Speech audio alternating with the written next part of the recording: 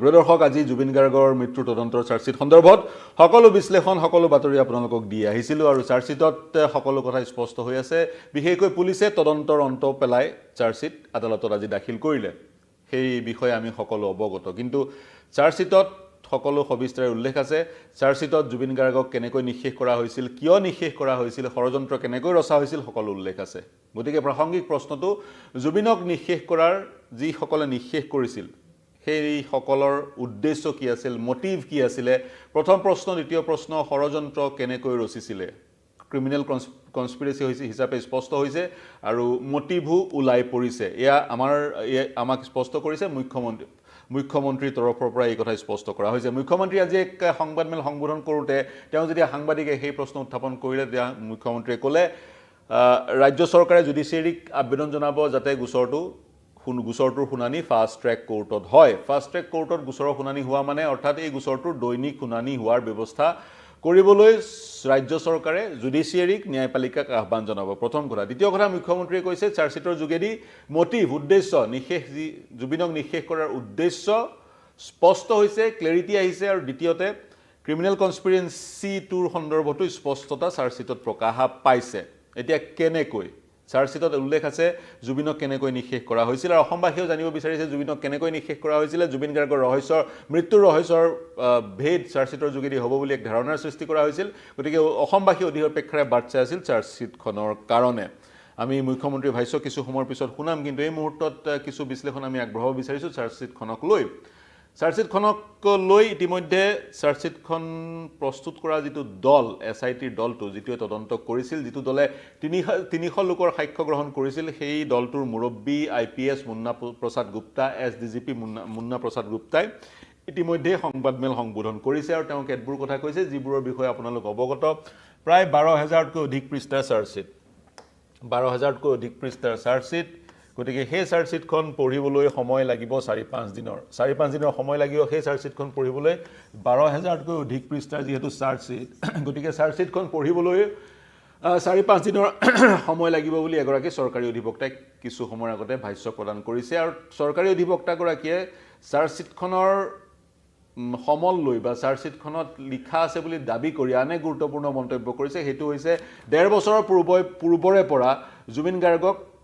নিষেধ কৰাৰ ষড়যন্ত্ৰ ৰচি থকা হৈছিল জুবিন গাৰ্গক নিষেধ কৰাৰ ষড়যন্ত্ৰ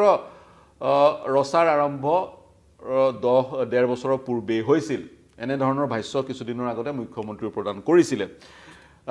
মুন্না প্ৰসাদ গুপ্তাই বৰ বিশেষ বিশ্লেষণ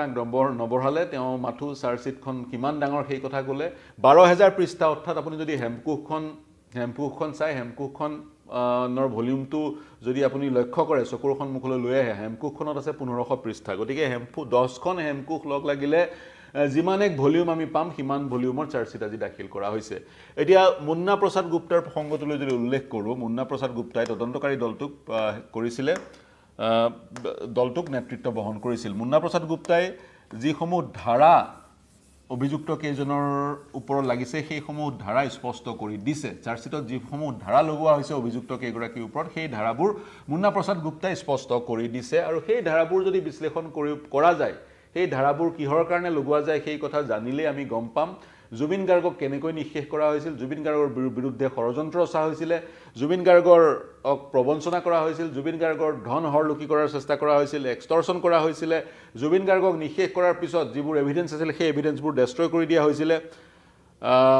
ক্ৰিমিনেল কনস্পিৰেসিৰ সমান্তৰালে কমন ইন্টেনশন আছিল 2-3জনে মিলি একাধিকজনে মিলি সেই ষড়যন্ত্ৰ ৰচিছিল তেনেবোৰ কথা ধাৰাবোৰৰ পৰা প্ৰতীয়মান হয় আৰু ধাৰাবোৰ যেহেতু চাৰ্জশিটত আৰক্ষীয়ে সংযুক্ত কৰিছে তাৰ পৰা এটা কথা আমি ক'ব পাৰো আৰক্ষীয়ে সেই দীঘলীয়া তদন্তৰ কালছোৱাত 85 দিনৰ তদন্তৰ কালছোৱাত আৰক্ষী নিজে কনভিন্স হৈছে সেই ধৰণেৰে জুবিনক নিষেধ কৰা হৈছিল যাৰ পৰিপ্ৰেক্ষিতত তেওঁলোকে ধাৰাবোৰ চাৰ্জশিটত সংযোগ কৰিছে এতিয়া কোৰ্টে পুনৰ চাৰ্জ ফ্ৰেম কৰিব অভিযুক্তৰ অধিবক্তাই কিদৰে সেই ধাৰাবোৰ গ্ৰহণ কৰে বা সেই ধাৰাবোৰ লগাব নালাগে বুলি কি যুক্তি প্ৰদৰ্শন কৰে সেয়া অন্য বিষয় কিন্তু এই মুহূৰ্তত চাৰ্জশিট দাখিল কৰিছে আৰক্ষীয়ে অন্ত পেলালে তদন্তৰ 12000 পৃষ্ঠাৰ চাৰ্জশিট মূল চাৰ্জশিটখন আছে সমান্তৰালে এনেক্সাৰ সমূহ আছে গতিকে এই সময়ত আৰক্ষী কনভিন্স হৈছে নিষেধ কৰা হৈছিল জুবিন গাৰ্গক ষড়যন্ত্ৰমূলকভাৱে নিষেধ কৰা হৈছিল এক্সটৰ্শন কৰা হৈছিল প্ৰবঞ্চনা কৰা হৈছিল এভিডেন্স নষ্ট কৰা হৈছিল ইত্যাদি ইত্যাদি কেনেকৈ যদি আমি এসএস অৰ্থাৎ সিদ্ধাৰ্থ শৰ্মাৰে মন কৰিব সিদ্ধাৰ্থ শৰ্মাৰ বিৰুদ্ধে লগা ধাৰাকিটাই বিশ্লেষণ কৰো 3 বিএনএছৰ 3 দফা 3 ৰ উপদফা 6 7 8 লগোৱা হৈছে গতিকে অৰ্থাৎ কমন ইন্টেনশন তাৰ সমান্তৰালকৈ 62 দফা বা 61 ৰ উপদফা 2 লগোৱা হৈছে অৰ্থাৎ ক্ৰিমিনেল কনস্পিৰেসি 3-4 জনে মিলি ষড়যন্ত্ৰটো ৰচনা কৰিছিল তাৰ পিছত 316 লগোৱা হৈছে সিদ্ধাৰ্থ শৰ্মাৰ বিৰুদ্ধে অৰ্থাৎ criminal breach of trust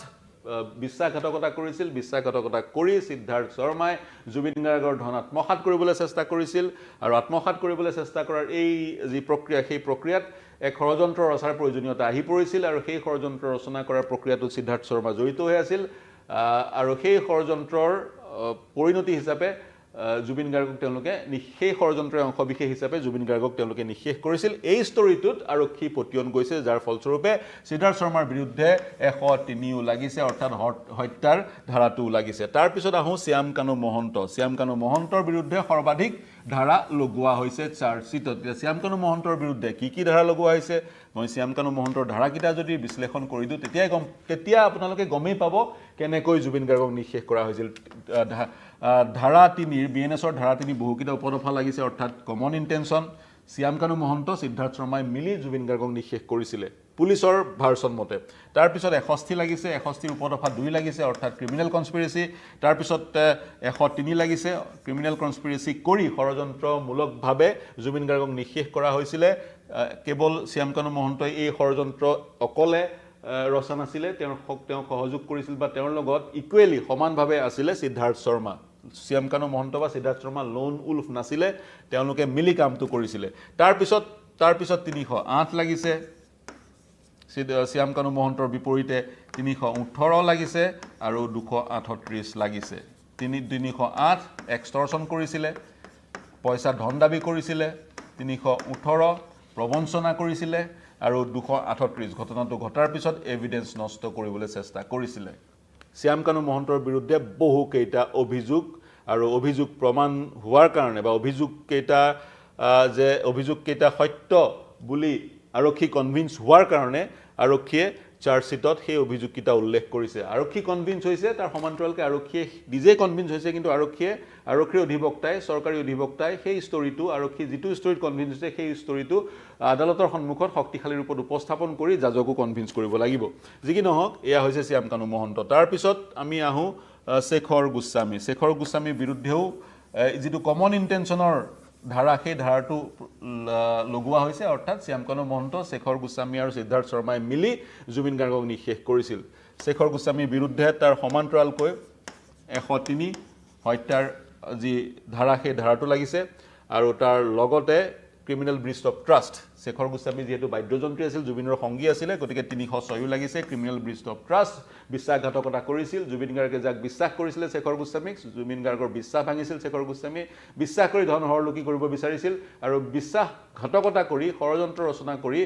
Shyam Kanu Mahanta আৰু সিদ্ধাৰ্থ শৰ্মাৰ সৈতে মিলি জুবিন গাৰ্গক নিষেধ কৰাত জড়িত হৈ আছিল সমানে তাৰ পিছত আহো অমৃতপ্ৰভা মহন্তৰ বিৰুদ্ধে লাগিছে কমন ইন্টেনশন 3 তাৰ পিছত লাগিছে 162 অৰ্থাৎ ক্ৰিমিনেল কনস্পিৰেসি তাৰ পিছত লাগিছে 103 অৰ্থাৎ হত্যা আৰু তাৰ পিছত লাগিছে 238 এভিডেন্স ডেষ্ট্ৰয় কৰিব বিচাৰিছিল অমৃতপ্ৰভা মহন্তই কি কৰিছিল আৰক্ষীৰ মতে অমৃতপ্ৰভা মহন্তই আৰক্ষীৰ মতে কি কৰিছিল ষড়যন্ত্ৰ ৰচিছিল বাকি 3 জনৰ সৈতে মিলি বাকি 3 জনৰ সৈতে মিলি ষড়যন্ত্ৰ ৰচি জুবিন গাৰ্গক নিষেধ কৰাৰ যি এই ষড়যন্ত্ৰ সেই ষড়যন্ত্ৰত সমানে জড়িত হৈ আছিল লগতে বিশ্বাসঘাতকতা কৰিছিল জুবিন গাৰ্গক আৰু লগতে এভিডেন্স ডেষ্ট্ৰয় কৰিছিল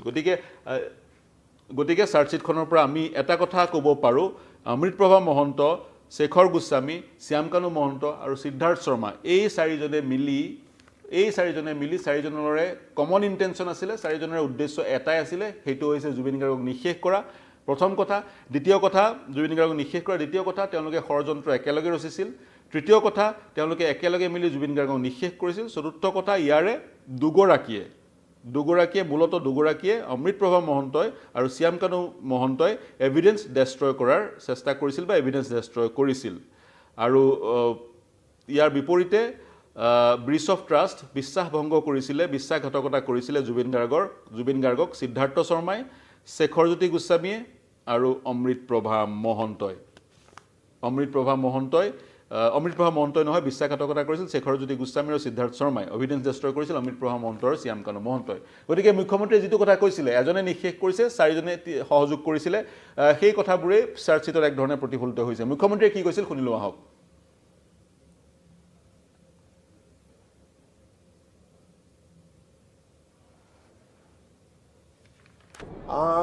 As promised, we have filed a charge sheet today in the Court of Chief Judicial Magistrate. It is under section 103 of BNS and other relevant section. Few have been charged with murder. One have been charged with culpable homicide, and of course other two PSO has been charged with other charges. Now we have filed a charge sheet with almost 12,000 pages of documents along with the main charge sheet, seizure, examination of witness, and it is a meticulously done exercise. Although we have taken documents from Singapore, but we have proved the case with our independent documents. Even if court says that no, Singapore documents is not admissible, we have filed a charge sheet in a way that the documents collected in Assam itself is sufficient to prove the charges. So now, after a prolonged investigation and lot of hard labor, we have filed a charge sheet into the court. We have all respect for our judiciary. We know about their independence, we know about their impartiality, and we know the way judiciary always give a victim justice and fair play. So we hope that now it is over to the court. Definitely court will give us justice. From the government of Assam, our next two steps will be to approach Chief Justice of Guwahati High Court for a fast track court, and second position will be to recruit a special public prosecutor for this purpose. However, all these will be started after the case is committed to the session judge and session judge take cognizance of the case. So these are the steps which we have to now meticulously follow. Yes, the motive and criminal conspiracy has clearly been tracked, and it has been examined by Advocate General. It has been examined by our Director of Prosecution, and everyone is convinced that this is a case where conviction is possible. Rather, they are sure that prosecution will be able to get conviction. That our approach is different. On that, we are going to transfer the case to central agency. Once this issue is resolved and goes to a regular trial, by the end of this month or beginning of next month, we will be shared some documents with all of you. However, the matter will be sent to Central Investigation Agency for further investigation, because in a case where so much complexity is involved, only for Assam SIT it may not be possible to unearth completely, but whatever we have achieved or whatever we have unearthed, that is sufficient to draw a conclusion against the accused person. সেয়া আছিল মুখ্যমন্ত্ৰীৰ ভাষ্য আন বহু কথাৰ মাজতে তেওঁ জুবিন গাৰ্গৰ চাৰ্জশিটৰ প্ৰসংগটো উল্লেখ কৰিছে পুনৰ কৈছো তেওঁ কৈছে ক্ৰিমিনেল কনস্পিৰেসি স্পষ্ট হৈছে আৰু মোটিভ স্পষ্ট হৈছে তাৰ পিছত শুনানি আৰম্ভ হ'ব আদালতত চাৰ্জশিট দাখিল কৰাৰ পিছত শুনানি আৰম্ভ হ'ব আদালতত এতিয়া বিএনএছৰ কথা কৈ আছিল বিএনএছ হৈছে সেইবোৰ ধাৰা যিবোৰ ধাৰাত অপৰাধসমূহৰ সংজ্ঞা থাকে আৰু অপৰাধসমূহৰ বিপৰীতে যিবোৰ শাস্তি দিয়াৰ নিয়ম সেই শাস্তিবোৰৰ বিধান থাকে এতিয়া হও বিএনএছএছলৈ ভাৰতীয় নাগৰিক সুৰক্ষা সংহিতা ভাৰতীয় নাগৰিক সুৰক্ষা সংহিতা বিএনএছএছ হৈছে সেই বিধিসমূহ যিবোৰ বিধিৰ যোগেদি তদন্তৰ প্ৰক্ৰিয়া পৰিচালিত হয় আৰু আদালতত শুনানি প্ৰক্ৰিয়া পৰিচালিত হয় আজি দাখিল কৰিলে আৰক্ষীয়ে চাৰ্জশ্বীট বিএনএছৰ ধাৰা 193 অধীনত যি বিধান আছে সেই বিধান অনুসৰি আৰক্ষীয়ে চাৰ্জশ্বীট সিজিএম কোৰ্টত চাৰ্জশ্বীট দাখিল কৰিলে এতিয়া সিজিএম কোৰ্টৰ শুনানি নহয় সিজিএম কোৰ্টৰ যিগৰাকী সিজিএম চিফ জুডিচিয়েল মেজিষ্ট্ৰেট তেওঁ চাৰ্জশ্বীটখন গ্ৰহণ কৰিব চাৰ্জশ্বীটখন গ্ৰহণ কৰি চাৰ্জশ্বীটখনৰ কগনিজেন্স ল'ব গ্ৰহণ কৰিছো সেই কথা সেই তাৰ স্বীকৃতি প্ৰদান কৰিব বিএনএছএছৰ ধাৰা 210ৰ যোগেদি তাৰপিছত তেওঁ ট্ৰাইবল হয়নে নহয় চাব চাৰ্জশ্বীটখন পঢ়ি চাব তাৰ কাৰণে তেওঁ কিছু সময়ৰ প্ৰয়োজন হ'ব ট্ৰাইবল হয়নে নহয় চাব ধাৰাবোৰ চাব শুনানি কৰিব পৰা যায় নে নাযায় সেই কথাটো তেওঁ নিশ্চিত কৰিব নিশ্চিত হোৱাৰ পিছত তেওঁ কমপ্লায়েন্স ল'ব বিএনএছএছৰ 230 আৰু 231ৰ অধীনত আৰু তাৰ পিছত বিএনএছএছৰ 232ৰ অধীনত যেটো বৰ গুৰুত্বপূৰ্ণ 232ৰ অধীনত বিএনএছএছৰ 232ৰ অধীনত 232 ধাৰা অধীনত তেওঁ চাৰ্জশ্বীটখন ট্ৰান্সফাৰ কৰিব সেশন কোৰ্টলৈ আৰু সেশন কোৰ্টত শুনানি আৰম্ভ হ'ব আৰু বিগত সময়টো কৈছিলো আৰম্ভণিত চাৰ্জেছ ফ্ৰেম হ'ব দুইটা পক্ষক গুছৰীয় পক্ষ আৰু অভিযুক্ত পক্ষৰ গুছৰীয় পক্ষৰ অধিবক্তাৰ অভিযুক্তৰ অধিবক্তাৰ আৰ্গুমেন্ট হ'ব চাৰ্জেছবোৰৰ ওপৰত আৰু আৰ্গুমেন্ট হোৱাৰ পিছত আদালতে পুনৰ চাৰ্জেছ ফ্ৰেম কৰিব আৰু তাৰ পিছত শুনানি আৰম্ভ হ'ব যে 300 জনৰ সাক্ষ্য গ্ৰহণ কৰা হৈছে তেওঁলোকৰ এক্সামিনেশ্যন হ'ব ক্ৰছ এক্সামিনেশ্যন হ'ব যিবোৰ এনেক্সাৰ্ছ আছে আৰু এক্সিবিটবোৰ আছে সেইবোৰৰ পুনৰ ডিসপ্লে হ'ব সেইবোৰৰ পৰীক্ষা নিৰীক্ষা হ'ব আৰু তাৰ পিছত এটা পৰিসমাপ্তিৰ দিশে এই যি শুনানি আগবাঢ়িব আৰু ৰায়দানৰ পথ প্ৰশস্ত হ'ব পুনৰ কৈছো পানী নখৰকা তদন্ত হ'ল ঠিকই আছে শক্তিশালী চাৰ্জশ্বীট দাখিল কৰা হ'ল ঠিকই আছে তাৰ পিছত গুছৰীয় পক্ষ অধিবক্তাই শক্তিশালী ৰূপত ষ্টৰীটো উপস্থাপন কৰিব লাগিব যিবোৰ সিকুৱেন্সবোৰ সেইবোৰ উপস্থাপন কৰিব লাগিব কোৰ্টৰ সন্মুখত আৰু আপোনালোকে জানেই ভাৰতবৰ্ষত যি ন্যায় ব্যৱস্থা সেই ন্যায় ব্যৱস্থাত ভাৰতবৰ্ষৰ যি গণতান্ত্ৰিক ব্যৱস্থা সেই ব্যৱস্থাত ন্যায়পালিকা স্বতন্ত্ৰ আৰু ভাৰতবৰ্ষৰ ন্যায় ব্যৱস্থাত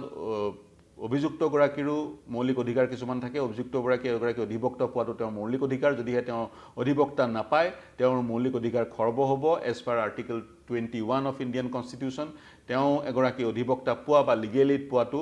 তেওঁৰ মৌলিক অধিকাৰ সংবিধানত স্পষ্টকৈ উল্লেখ আছে যদিহে এগৰাকী অভিযুক্তই অধিবক্তা নাপায় বা যি ধৰণে পাব লাগিছিল নাপায় বা পৰ্যাপ্ত ৰূপত তেওঁ লিগেল এইড নাপায় তেনে স্থলত যদি নিম্ন আদালতত কনভিকশনো হয় তেতিয়া সেই কনভিকশন প্ৰত্যাখ্যান কৰাৰ অবকাশ থাকি যাব হাইকোৰ্ট বা উচ্চতম ন্যায়ালয় তেনে ধৰণৰ উদাহৰণ আছে বিগত সময়ত 2023 চনত দেশৰ উচ্চতম ন্যায়ালয়ে এগৰাকী দোষী সাব্যস্ত হোৱা অপৰাধীৰ দুখমুক্ত কৰিছিল আৰু সেই অপৰাধী গৰাকীয়ে এগৰাকী কণমানিক হৈতে অপকৰ্ম কৰিছিল অপকৰ্ম কৰাৰ দুখত গোচৰ তেওঁৰ বিৰুদ্ধে ৰুজু হৈছিল আন এখন ৰাজ্যৰ এইটো মই কাহিনী কৈ আছো ৰুজু হৈছিল নিম্ন আদালতে দোষী সাব্যস্ত কৰিছিল ৰাজ্যখনৰ হাইকোৰ্টে দোষী সাব্যস্ত কৰিলে কিন্তু উচ্চতম ন্যায়ালয়ত গৈ তেওঁ দুখমুক্ত হ'ল আৰু কাৰণটো আছিল এই ডিউৰিং দি এন্টায়াৰ কোৰ্স এই প্ৰক্ৰিয়াটোত নিম্ন আদালতৰ হাইকোৰ্টৰ প্ৰক্ৰিয়াটোত he was not fairly represented by an advocate গতিকে এডভোকেটে এগৰাকী অভিযুক্তক প্ৰতিনিধিত্ব কৰাটো খুবেই প্ৰয়োজন ভাৰতীয় ন্যায় ব্যৱস্থাত কিন্তু এতিয়ালৈকে অভিযুক্ত কেইগৰাকী প্ৰতিনিধিত্ব হোৱা নাই অধিবক্তাৰ যোগেদি অনাগত সময়ত গোটেই প্ৰক্ৰিয়াটো কেনেদৰে আগবাঢ়ে সেয়া লক্ষণীয় হ'ব কিন্তু আৰক্ষীৰ মতে আৰক্ষীয়ে যি তদন্ত কৰিছে 85 দিনৰ ৰিগাৰাছ এক্সাৰসাইজ আৰক্ষীয়ে কৰিছে এছআইটি টিমে মুন্না প্ৰসাদ গুপ্তাৰ অধীনত সিংগাপুৰ পৰ্যন্ত পাইছে আৰু তাৰ পিছত ইমান ডাঙৰ ভলিউমৰ এখন চাৰ্জশ্বীট প্ৰস্তুত কৰিছে তেওঁলোকে সহজ কথা নহয় সাংঘাতিক তেওঁলোকৰ কষ্ট হৈছে আৰু পেইনষ্টেকিংলি তেওঁলোকে কামটো কৰিছে গতিকে তেওঁলোকে কনভিন্স হৈছে জুবিন গাৰ্গক নিঃশেষ কৰা হৈছিল এই চাৰিজন লোকে কেৱল নিঃশেষ কৰাই নহয় ষড়যন্ত্ৰ কৰিছিল চাৰিজনে মিলি কৰিছিল আৰু শ্যামকানু মহন্তই অতিৰিক্তভাৱে প্ৰবঞ্চনা কৰিছিল এক্সটৰশন কৰিছিল আৰু শ্যামকানু মহন্ত আৰু অমৃতপ্ৰভা মহন্তই এভিডেন্স নষ্ট কৰিছিল আৰু ইয়াৰ বিপৰীতে সিদ্ধাৰ্থ শৰ্মা আৰু শেখৰজ্যোতি গোস্বামীয়ে ক্ৰিমিনেল ব্ৰিচ অফ ট্ৰাষ্টও কৰিছিল 316 বিএনএছৰ 316 অধীনৰ যিটো অপৰাধ সেই অপৰাধটো কৰিছিল তাৰ অৰ্থ হৈছে বিশ্বাসঘাতকতা কৰিছিল গতিকে অনাগত সময়ত গুছৰীয় পক্ষৰ অধিবক্তাই এই অভিযোগসমূহক যিসমূহ অভিযোগ চাৰ্জশ্বীটত উল্লেখ আছে সেইবোৰ প্ৰমাণ কৰিব পাৰে নে নাই সেয়া লক্ষণীয় হ'ব পুনৰ কৈছো আদালত সাক্ষ্য প্ৰমাণৰ ভিত্তিত চলে আবেগৰ ভিত্তিত নহয় আৰু ভাৰতবৰ্ষৰ ন্যায় ব্যৱস্থাত এটা এই শুনানিসমূহৰ কাৰণে যদিও বা তাৰিখ বুলি কোৱা হয় কিন্তু শুনানিসমূহৰ কাৰণে কিছু সময় প্ৰয়োজন হয় ভাৰতবৰ্ষৰ জুৰিসপ্ৰুডেন্সত এগৰাকী ব্যক্তি দোষী সাব্যস্ত নোহোৱালৈকে ইনোসেন্ট আৰু ভাৰতবৰ্ষৰ জুৰিসপ্ৰুডেন্সৰ আন এটা মূল বিন্দু হৈছে এগৰাকী ব্যক্তি যদি নিৰ্দোষী এগৰাকী কেতিয়াও দোষী সাব্যস্ত হ'ব যাতে নালাগে তা সেয়া নিশ্চিত কৰাটো যি কি নহওক অনাগত সময়ত ন্যায়পালিকাই গোটেই ব্যৱস্থাটো কিদৰে আগবঢ়াই লৈ যায় সেয়া লক্ষণীয় হ'ব প্ৰতিটো মুহূৰ্তৰ খবৰ প্ৰতিটো দিনৰ খবৰ আপোনালোকক জনাই যাম দেশ বিশ্ব ৰাজ্যৰ সকলো বা বাতৰিৰ কাৰণে চাই থাকিব নিউজ 18 অসম নৰ্থ ইষ্ট ধন্যবাদ